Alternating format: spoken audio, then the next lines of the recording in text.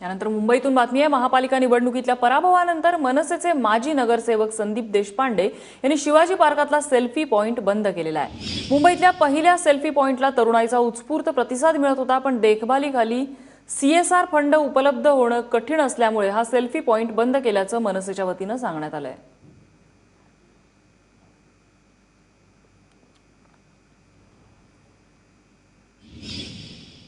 मी सध्या शिवाजी पार्कच्या सेल्फी पॉइंटवर उभा आहे। हा सेल्फी पॉइंट कायमचा बंद करण्याचं मनसेनी सांगितलेलं आहे।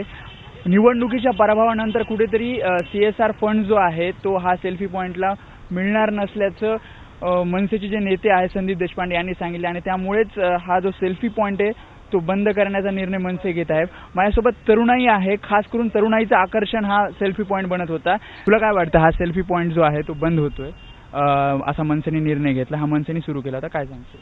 नाही, मनसेने घेतलेला निर्णय चुकीचा आहे, कारण की संदीप देशपांडे होते नगरसेवक, तर ते करत होते, तर त्यांनी असं वाटतं की ती परंपरा चालू ठेवावी। तरी दुसरी कोणी परंपरा खेचून घेण्यापेक्षा ती त्यांनी स्वतः परंपरा चालू ठेवलेली अतिउत्तम आहे असं वाटतं। नाहीतर मग दुसरे जे नगरसेवक आहेत स्थानिक त्यांनी ही परंपरा सुरू ठेवावी।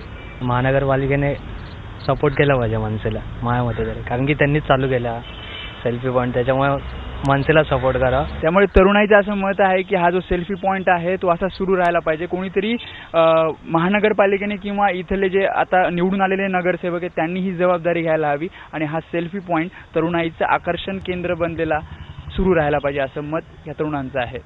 कॅमेरामॅन अनु प्रस्तुकीसोबत वेदांत नाईक, ABP माझा, मुंबई।